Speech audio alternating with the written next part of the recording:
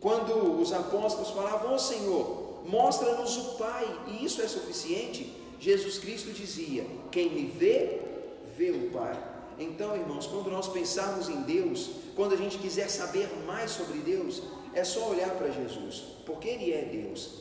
E esse conhecimento que nós temos de Deus, ele é possível porque o próprio Cristo veio nos dar esse conhecimento. Então, ele explica os motivos da sua vinda. Mas eu quero mostrar para vocês um pouquinho a respeito do foco que Jesus dá no que vem depois. Por que eu quero abordar isso, irmãos? A comunidade onde Jesus nasceu, ela estava preocupada com o agora. Eles estavam escravizados pelos romanos, eles estavam pagando imposto, eles eram, não muito, mas em alguma medida, um pouco abusados pelos romanos. Eles sofriam porque eles eram escravos de um senhor mais poderoso. Eles então queriam uma solução para agora, uma solução imediata. Eles estavam querendo uma libertação agora, um reino agora, salvação agora. Só que quando Jesus Cristo veio, Jesus não atendeu, irmãos, ao imediatismo do povo de Israel. Não foi exatamente assim. Então, eu quero te mostrar por um exercício bíblico uma coisa que é importante, tá? Vamos abrir nossa Bíblia em João. Nós vamos ficar aberto em João. E eu quero ler com vocês alguns versículos, tá? Nós vamos passar por eles apenas. Abra em João capítulo 3. João capítulo 3. E eu quero que vocês prestem atenção em uma palavra específica. João capítulo 3. Nós vamos observar o versículo 15, 16, depois o 36. João 3,15. Observem, irmãos, como que a palavra de Deus ela é clara e como que as palavras e ideias que se repetem, elas têm um significado importante. João 3,15 aqui diz assim: para que todo o que nele crê tenha vida eterna. Foca nessa palavra. 16. Porque Deus amou ao mundo de tal maneira que deu o seu Filho unigênito, para que todo o que nele crê não pereça, mas tenha a vida eterna. O 36. Por isso, quem crê no Filho tem a vida eterna. O que todavia se mantém rebelde contra o Filho não verá a vida, mas sobre ele permanece a ira de Deus. Vá para o capítulo 5, irmãos. Capítulo 5, por favor. Versículo 24. 5:24. Diz: em verdade vos digo, quem ouve a minha palavra e crê naquele que me enviou tem a vida eterna, não entra em juízo, mas passou da morte para a vida. Vá para o capítulo 6, versículo 40. 6:40. Veja lá o que diz 6:40. Fala assim: de fato, a vontade de meu Pai é que todo homem que vir o Filho e nele crer tenha vida eterna, e eu o ressuscitarei no último dia. Veja o versículo 47, irmãos, também, quando diz: em verdade vos digo, quem crê em mim tem a vida eterna. Veja o versículo 51, quando fala: eu sou o pão vivo que desceu do céu, se alguém dele comer, viverá eternamente, e o pão que eu darei pela vida do mundo é a minha carne. Vá para o capítulo 8, irmãos, por favor. 8:51. 8:51, quando fala, diz assim, 8:51: em verdade vos digo, se alguém guardar a minha palavra, não verá a morte eternamente. Pula para o capítulo 10 agora. Capítulo 10, versículo 27. 10, 27 e 28. Diz assim: as minhas ovelhas ouvem a minha voz, eu as conheço e elas me seguem. eu lhes dou a vida eterna, jamais perecerão, e ninguém as arrebatará da minha mão. O foco no eterno. Capítulo 11, versículo 26, 25 e 26. João 11, 25 e 26. João 11, 25 diz assim: disse-lhe Jesus, eu sou a ressurreição e a vida. Quem crê em mim, ainda que morra, viverá. E todo o que vive e crê em mim não morrerá eternamente. Crês nisso? Vamos ver só mais um. João 17, 2 e 3. João 17, 2 e 3. Diz assim: assim como lhe conferiste autoridade sobre toda a carne, a fim de que ele conceda a vida eterna a todos os que lhe deste. E a vida eterna é esta, que te conheçam a ti, o único Deus verdadeiro, e a Jesus Cristo, a quem enviaste. Por que estou fazendo isso, irmãos? Apenas no Evangelho de João. Eu quero mostrar para vocês que Jesus insiste em mostrar que a existência humana não se resume a essa vida terrena apenas. Jesus insiste, irmãos, que a vida do homem não se resume ao aqui e ao agora.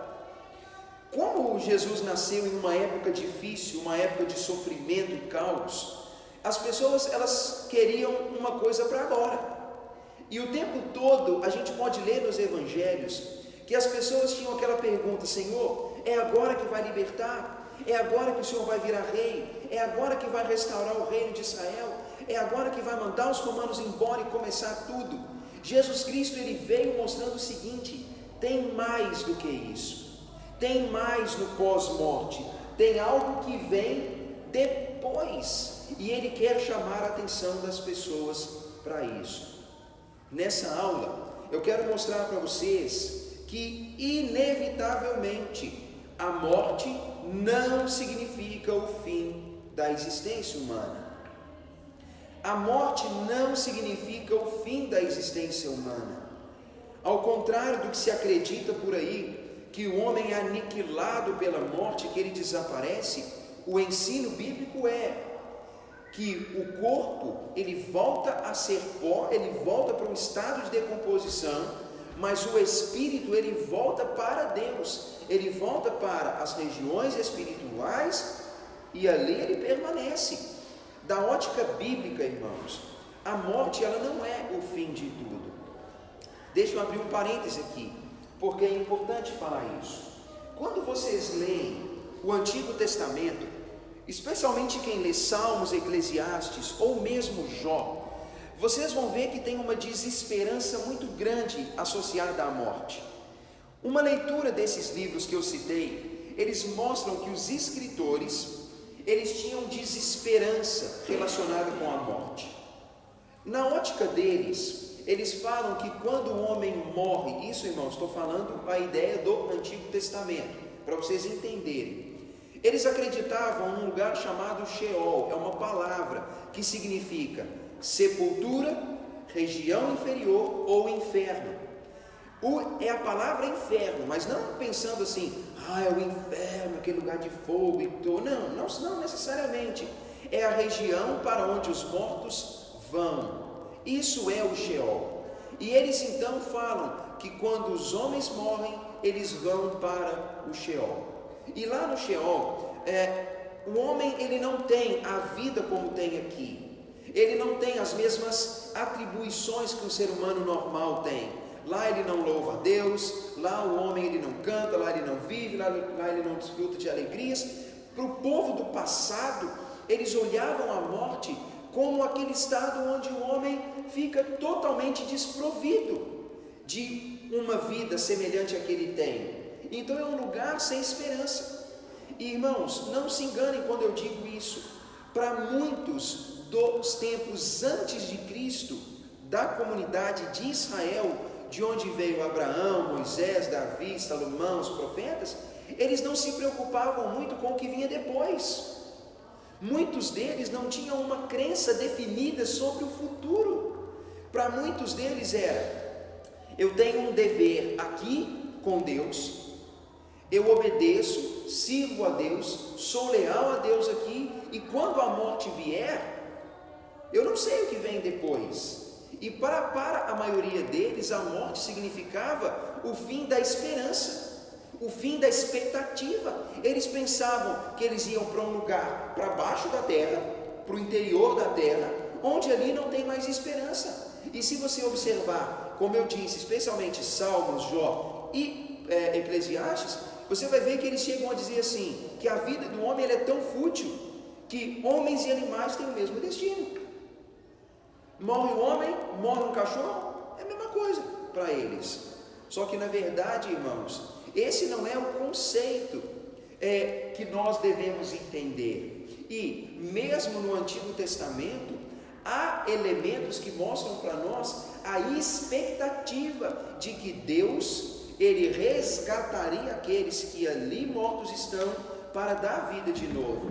Um exemplo claro é o conhecido versículo de Jó 19, quando ele fala, no versículo 25, Jó diz, eu sei que meu Redentor vive, que por fim ele se levantará. E ele fala, que o corpo dele seria revestido de vida de novo, e vivo ele veria a Deus. Então, muitos não tinham essa preocupação, eles não se preocupavam demais com o que vem depois, até porque, irmãos, nós não controlamos o que vem depois. Eles então pensavam no hoje.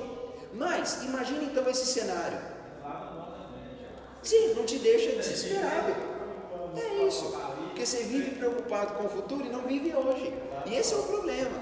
E eles não tinham isso. Eles viviam assim, tranquilamente. Eles tentavam obedecer a Deus, eles viviam obedecendo a Deus, como sendo povo de Deus. E quando Jesus Cristo veio a essa terra e ficou claro que Ele é o Salvador do mundo, eles pensaram em uma salvação terrena. E o que Jesus Cristo fez? Começou a falar para eles da eternidade. Aí, irmãos, pensa nisso. Eles não tinham muito isso. Muitos até não acreditavam.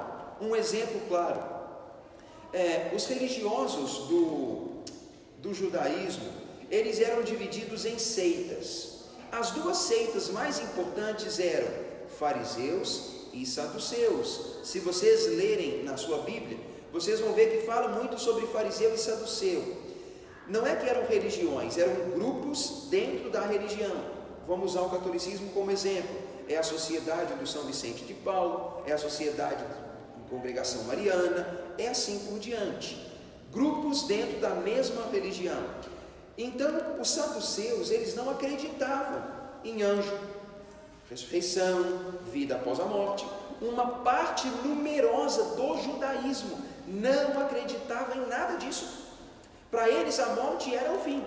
Os fariseus, por outro lado, acreditavam no que vinha depois. Eles tinham expectativa sobre isso. Quando Jesus nasceu, irmãos, Ele é o Salvador do mundo. Ele veio para ensinar os homens o conhecimento de Deus. Ele veio para acender a luz, para revelar e dar conhecimento. E o que é que Jesus faz? Ele começa a mostrar que importa que pensemos no que vem depois, que a vida não termina na sepultura. Jesus, ele quer mostrar para os homens que o Sheol não é o fim, aquele não é o fim dos homens, que nós não precisamos encarar o Sheol, o inferno, a sepultura, o lugar dos mortos, a região inferior, como lugar de desesperança. E Jesus vai mostrar, usando a palavra eternidade, apontando para o futuro, que a gente tem que saber que lá depois da morte tem algo nos esperando. É aí que entra então, irmãos, a grande pergunta.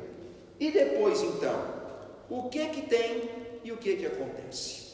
É aí a pergunta que todo mundo faz. O que vem depois? Todo mundo fica curioso, não é, irmãos? O que que tem depois? Aí vem alguém e fala assim, tem que me provar, alguém já foi, já voltou, já contou como é? É aí que entra a fé, não é, irmãos? Porque realmente a gente não sabe, embora sabemos, porque Jesus morreu e ressuscitou. Então a ressurreição de Cristo é uma prova de como as coisas são, Mas o que vem depois, irmãos, é sempre um enigma, não é? Quando a gente morre, a gente fecha o olho aqui, ou não fecha, né? E acorda em outro lugar. Você apaga aqui, acorda ali. Como que é isso? Essa é uma pergunta que todo mundo faz de alguma maneira. E o que eu quero fazer durante essas aulas, irmãos? Eu quero mostrar para vocês o que Jesus ensina antes de tirar conclusões, tá bom? Eu quero mostrar para vocês o que fala antes de concluir qualquer coisa. Porque às vezes a gente fica perdido no meio de conclusões, opiniões, ideias e conceitos. E às vezes a gente vai fazer isso, mas perde por não pegar o que a Bíblia fala. Então, o que eu quero mostrar para vocês aqui? O que Jesus ensina sobre esse assunto. E depois que ele ensinar, a gente coloca tudo no liquidificador, bate aquilo e tenta tirar um suco e fala: isso aqui é a conclusão, tá bom? Quero mostrar para vocês o lado mau da eternidade, que é o inferno, tá bom? Já que a gente está falando da eternidade, eu quero mostrar primeiro o lado mau da eternidade. Quero falar um pouquinho sobre o tal inferno. Eis aí o danado, né, irmãos? Vamos abrir nossa Bíblia em Mateus. Vou mostrar só em Mateus, tá bom? Só Mateus, por enquanto. Vamos abrir nossa Bíblia em Mateus capítulo 5. E nós vamos observar apenas Mateus, porque tem outros em outros livros, mas aqui tem um bom resumo. Mateus capítulo 5, nós vamos ler alguns versículos, tá? E lembra o que estou fazendo, quero te mostrar o que Jesus diz, é uma exposição das palavras dele, e depois eu poderia me perder aqui em conclusões, mas não por enquanto, tá? Mateus capítulo 5, versículo 22, 29 e 30. 5, 22, 29 e 30. Vamos compartilhar a leitura daqui por diante, por favor? Tia Elza lê um, Cíntia e Adilson, cada um lê. 22, 29 e 30. Eu, porém, vos digo que todo aquele que sem motivo se irá contra seu irmão estará sujeito a julgamento, e quem proferir um insulto a seu irmão estará sujeito a julgamento do tribunal, e quem lhe chamar tolo estará sujeito ao inferno de fogo. 29 agora. Se o teu olho direito te faz tropeçar, arranca-o e lança-o de ti, pois te convém que se perca um dos teus membros e não seja todo o teu corpo lançado no inferno. E se a tua mão direita te faz tropeçar, corta-o e lança diante de ti, pois te convém que se perca um dos teus membros e não vá todo o seu corpo para o inferno. Olha como é curiosa essa passagem, irmãos. Jesus está fazendo uma aplicação dos mandamentos de Deus. Ele usa o mandamento sobre o não matarás e sobre não adulterarás. E Jesus dá um entendimento mais completo sobre esses assuntos. Jesus diz que quando alguém se ira, insulta, chama de tolo, idiota alguém, essa pessoa se coloca em posição de ser julgada como merecedora do inferno. Jesus quer mostrar para os discípulos que não é apenas o matar fisicamente passível de condenação, o insulto, a agressão, a ira e o ataque mortal ao emocional de uma pessoa é também passível de morte, porque se enquadra no não matarás. E Jesus fala que quem faz isso estará sujeito ao inferno de fogo. Ele fala sobre o adultério, que é melhor uma pessoa colocar sob controle seu corpo e até inutilizar o membro para que ela não vá para o inferno de fogo. O que Jesus está mostrando? Que existe uma relação entre obediência e condenação, entre o viver corretamente e condenação. Condenação, nesse caso, associada ao inferno. Aqui, então, são as primeiras aparições da palavra inferno, aqui no texto bíblico, no Novo Testamento. Inferno, então, citado 3 vezes aqui. Agora vá para o capítulo 10, irmãos, por favor. Capítulo 10, nós vamos ler o versículo 28. 10, 28. E vocês vão prestando atenção nas referências que são feitas, como que o inferno é associado. 10:28, Patrícia, pode ler para nós? 10:28. Isso. Não temais os que matam o corpo e não podem matar a alma. Temei antes aquele que pode fazer perecer no inferno tanto a alma como o corpo. Olha mais uma coisa que Jesus apresenta na segunda referência em Mateus. Nós não precisamos ter medo dos homens. Homens destroem o corpo apenas. Ele fala: não vivam com medo dos homens, mas temam a Deus, porque Deus ele tem o poder do inferno. E o inferno é uma ferramenta de destruição, castigo, não apenas da alma, mas do corpo de alguma forma. Jesus então ele mostra para nós que Deus ele tem um poder sobre o inferno. Quando fala que a gente deve temer aquele que pode fazer perecer no inferno, um desavisado poderia ler e achar que é Satanás, que é o diabo, que fica com o tridente na mão e que ele é o senhor do inferno. Na verdade, irmãos, não é isso, né? Ele é só mais um destinado ao inferno, ele não é senhor do inferno. Na verdade, Jesus está querendo mostrar que o homem deve temer a Deus, porque Deus ele tem poder sobre tudo, inclusive no inferno, e que o inferno é uma ferramenta de castigo preparada pelo próprio Deus. Então, vemos o inferno associado a um lugar de castigo, destruição para a alma e o corpo, e ele está sob o domínio de Deus. Vamos para o capítulo 11, irmãos, versículo 27. 11:27. Perdão, irmãos, 11:23, tá? 11:23. 11:23. Pode ler para nós? 11:23. E tu, Cafarnaum, que te ergues até os céus, será abatida até aos infernos, porque se em Sodoma tivesse sido feitos prodígios que em ti se operam, teria ela permanecido até hoje. Porém, eu vos digo que haverá. Tá, aí tá bom, vó. O que acontece, irmãos? Pastor, eu entendi mesmo. Não, mas tá bom. É tão bom, né? A vó tá mais é que certa.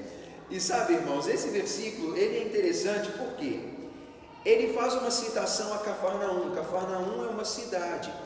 Cafarnaum, ela era arrogante, eles achavam que iam subir até os céus, eles iam se engrandecer. E Jesus fala a Cafarnaum: você não vai subir, você na verdade vai descer até o inferno. Sabe por quê? Porque você é rebelde e incrédulo. Ele fala que se na cidade de Sodoma, lá no Antigo Testamento, que foi destruída pela chuva de fogo, se lá tivesse acontecido o mesmo volume de sinais que aconteceram em Cafarnaum, Jesus fala, eles teriam crido, mas vocês não creram. E a sua incredulidade, a sua rebeldia é a sua sentença do inferno. Então Jesus mostra que Cafarnaum seria levada até o inferno por causa da sua incredulidade e da sua rebeldia. Vá para o capítulo 16, irmãos. Fique tranquilos, tá? Não são tantos, mas tenta absorver, tá, irmãos? Não encara isso como um exercício chato, não, tá bom? Encara como uma oportunidade. Mateus 16, 18. 16, 18. Marcelo, por favor. Também eu te digo que tu és Pedro, sobre esta pedra edificarei a minha igreja, e as portas do inferno não prevalecerão contra ela. Versículo também muito esclarecedor. Jesus diz: Pedro, sobre a afirmação que você fez de que eu sou o Cristo, a minha igreja será edificada. E o inferno, os poderes do inferno, eles não têm condição de suportar o impacto da igreja. Jesus mostra aqui, irmãos, que existe uma fragilidade enorme dos poderes do inferno frente à igreja. Quando fala sobre portas do inferno, inferno. É uma maneira de falar sobre as forças de resistência do inferno. E o inferno, ele é frágil perante o ataque da igreja. E é isso que Jesus Cristo quer mostrar, que o inferno, ele é frágil perante a investida da igreja. Esse é o quarto texto onde tem uma citação em Mateus. Vamos para o 18, irmãos, capítulo 18 agora.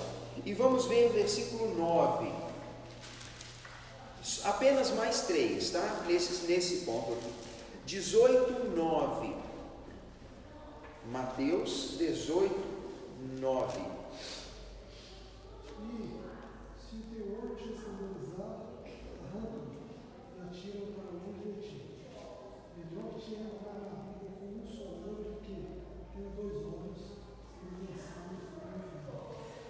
Jesus Cristo aqui, semelhante ao que nós vimos em Mateus 5, ele quer mostrar a relação de obediência, sacrifício e vida moral coerente com o castigo. Isso não é literal, irmãos, por favor, não façam como um tal de Orígenes, um pai da igreja que viveu nos anos 100, 200 depois de Cristo, né? Que ele se castrou porque ele levou a ferro e fogo esse mandamento. Ele se castrou porque ele pensou, bem, a minha sexualidade é um problema para mim, então ele se cortou mesmo para poder cumprir esse mandamento. Será que Deus está mandando a gente se mutilar? Chegar amanhã aqui o povo sem olho, com tampão, sem orelha, sem boca? Não é isso que ele está querendo dizer, né? Então, não vamos para o extremismo. O que Jesus está querendo mostrar? Que nós precisamos dominar, controlar o nosso corpo, para que o nosso corpo não seja um instrumento da nossa condenação. E Jesus chega ao ponto de dizer, domina os teus olhos, porque é melhor nem ter olho, se o teu olho te levar para o castigo associado ao inferno. Mais uma vez aqui, irmãos, obediência vinculado com castigo, castigo vinculado com inferno. Capítulo 23, versículo 15. Mateus 23, 15. Irmão Elias, lê, por favor. Mas vós, escribas e fariseus hipócritas, pois que percorreis o mar e a terra para fazer os seus delitos, e depois de teres feito, fazeis filhos de inferno, 2 vezes mais do que vós. Olha como essa passagem também é curiosa. Jesus condena os fariseus e os escribas, porque eles eram incansáveis em fazer prosélitos. Prosélito era alguém levado para a religião deles. Eles pegavam alguém de uma religião, levavam para a sua, isso é um prosélito. Tornar um não-judeu um aceitador da religião judaica, isso é um prosélito. E eles então tinham essa atitude, eles corriam atrás de levar mais pessoas para a sua religião. Só que Jesus fala, ai de vocês, porque uma vez que vocês pegam alguém e o levam para a sua religião, vocês o tornam filho do inferno 2 vezes mais do que vocês mesmos.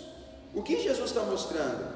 Que eles eram mestres em conduzir os homens para o caminho do inferno, da perdição.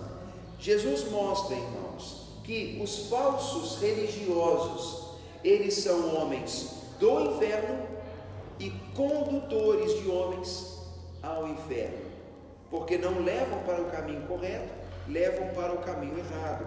Então Jesus Cristo mostra que o inferno é um local para onde pessoas têm sido levadas, induzidas, inclusive por falsos cristãos. Capítulo 23, versículo 33, vamos ler mais isso. 23, 33. Vamos ler? Flaviana pode ler, vamos ler aqui para cá. Flaviana, por favor.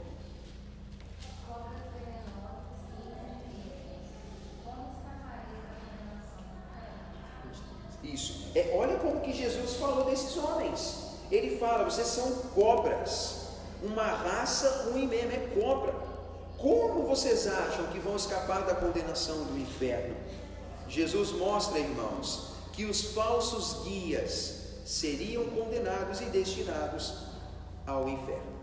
Bem, eu mostrei para vocês aqui 9 referências ao inferno. nós lemos, tanto no capítulo 5, 10, 11, 16, 18, 23, que Jesus Cristo usa a palavra inferno para falar a respeito de um local de condenação, sob o domínio de Deus, um lugar frágil para onde pessoas têm ido e que é um lugar do qual não se escapa. A grande questão, irmãos, é: o que é esse inferno? Como que isso é visto? Existem duas palavras para inferno aqui. Gravem isso com vocês. Jesus Cristo usa duas palavras. A primeira palavra é a palavra Hades. Quem gosta de mitologia, filme de mitologia grega e romana, tem lá o personagem Hades, que é ele é o chefe do inferno, na verdade, o que é uma bobagem. Hades é a primeira palavra que quero chamar a sua atenção. Hades, para vocês entenderem, irmãos, é o termo do grego, que era a palavra falada nos dias de Jesus, para o termo do hebraico Sheol, que eu citei antes. Hades é a sepultura, a habitação dos mortos, o lugar onde a alma está. É um lugar de privação da vida, como nós a conhecemos. Hades, então, é uma palavra que designa o inferno. É a palavra que fala desse lugar. E Jesus usou a palavra Hades no capítulo 11, versículo 23, quando ele fala que Cafarnaum desceria até o Hades. Ele fala no capítulo 16 que os poderes do Hades, da morte, da sepultura, eles não são páreo para a igreja. Jesus usou Hades aqui duas vezes, falando da sepultura, da morte, do lugar onde os mortos estão. Então Hades é uma palavra do Novo Testamento que designa o inferno. Mas tem a segunda palavra, que é a palavra mais intensa, que é a palavra Geena, G-E-E-N-A, Geena. Essa palavra, irmãos, ela tem mais significado. Hades é citado no Novo Testamento 10 vezes, Geena 12 vezes. E o Geena é uma palavra que fala sobre um lugar do Antigo Testamento. Deixa eu explicar. Antigo Testamento, irmãos, tem uma referência tanto em Crônicas quanto em Jeremias a respeito de um local onde pessoas sacrificavam seus filhos ao deus Moloque. Não precisam abrir, eu vou ler, só escutem, eu dou a referência, tá? A Bíblia diz assim aqui, eu vou ler 2 Crônicas 28, versículo 3. 3, fala assim: também Acás queimou incenso no vale do filho de Inom, e queimou os seus próprios filhos, segundo as abominações dos gentios, que o Senhor lançara de diante dos filhos de Israel. Olha esse lugar, é um lugar chamado de Vale de Inom. O Vale de Inom, ele ficou muito conhecido porque ali os israelitas queimavam seus filhos ao deus pagão Moloque. Capítulo 33, versículo 6, também faz uma referência quando diz assim, falando de Manassés, outro rei, ele queimou seus filhos como oferta no vale de Inom, adivinhava pelas nuvens, era agoureiro, praticava feitiços, tratava com necromantes e feiticeiros e prosseguiu em fazer tudo o que era mal perante o Senhor para o provocar a ira. Mais uma referência ao vale de Inom como um lugar onde se queimavam crianças a um deus pagão. Capítulo 33 de Jeremias, versículo 35, referência errada, 32, 35 diz assim: edificaram os altos de Baal, que estão no vale do filho de Inom, para queimarem seus filhos e suas filhas a Moloque, coisa que nunca lhes ordenei e que nunca passou pela minha cabeça, porque é uma abominação. A palavra Geena, irmãos, que o Novo Testamento usa, é a palavra Ge-Inom, Vale de Inom. É uma referência a esse lugar sombrio, macabro, tenebroso, um lugar horrível, onde morte acontecia. Tempos depois, o Vale de Inom, o Ge-Inom, ele se tornou também uma espécie de lixão. É um lugar ao sul de Jerusalém, onde o lixo da cidade era queimado. Então é um lugar de morte, de fogo, de sujeira, de trevas, um lugar caótico, onde lixo era queimado, um lugar onde no passado sacrifícios humanos eram feitos. Jesus Cristo usa essa palavra, a referência ao Vale de Inom, para falar sobre o inferno e sobre a morte. Alguém pergunta então, o que é o Guiena? Da ótica bíblica, irmãos, Guiena é o inferno, o lugar de sofrimento, de morte, de trevas e de dor, o lugar de condenação. Quando Jesus disse em Mateus capítulo 5, que precisamos guardar os mandamentos, não matarás e não adulterarás, é porque quem não faz isso está sujeito ao Guiena. Jesus Cristo disse em capítulo 10, versículo 28, que Deus tem o poder do Guiena. Jesus disse no capítulo 18, versículo 9, que é melhor controlar os olhos para que a pessoa não vá para o Guiena. Jesus disse em Mateus 23 que os falsos religiosos fazem prosélitos para o Guiena e que eles não podem escapar do Guiena. Essas são as palavras para inferno. 9 vezes lemos inferno, e ele é designado pelas palavras Hades e Guiena. Hades, sepultura, lugar dos mortos, lugar onde a alma do morto está. E Guiena é o lugar de juízo, retribuição e castigo. Guiena faz menção ao Vale de Inom, o lixão onde lixo era queimado, o lugar onde sacrifícios foram feitos ao deus Moloque. Mas quero te mostrar só mais 2 coisas. Inferno, ele está associado a fogo e trevas. Jesus associa esse lugar mau a fogo e trevas. Vamos ler, irmãos, apenas 2 passagens, porque teriam algumas, tá? Mas vamos ver Mateus capítulo 25. Mateus capítulo 25, versículo 41. Mateus 25, 41. O Wander, pode ler, por favor? 25, 41. Mas o rei condenará aos que estiverem à sua esquerda: malditos, apartai-vos de mim, ide para o fogo eterno, preparado para o diabo e seus anjos. Esse lugar mau da eternidade, que nós chamamos de Hades e Guiena, ele é um lugar associado ao fogo. Jesus associa então esse lugar ruim ao fogo. E veja no capítulo 25 também. Capítulo 25, versículo 30. 25, 30. Cida, por favor, 25, 30. Tá, João. E o servo inútil, lançai-o para fora, nas trevas, ali haverá choro e ranger de dentes. Veja também como Jesus Cristo associa o castigo dos homens a um lugar de choro, de tristeza, que associa-se com trevas. Nós estamos estudando aqui, irmãos, o fato de que a morte não é o fim. Jesus nos ensina sobre eternidade, sobre o que vem depois. E nós começamos esse estudo falando sobre o lado mau da eternidade. Eu, como disse antes, não quero tirar conclusões antes de extrair o que a Bíblia fala. E Jesus Cristo, ao ensinar sobre o lado mau da eternidade, ele fala de inferno, com as palavras Hades, Guiena, associa ao fogo e associa às trevas.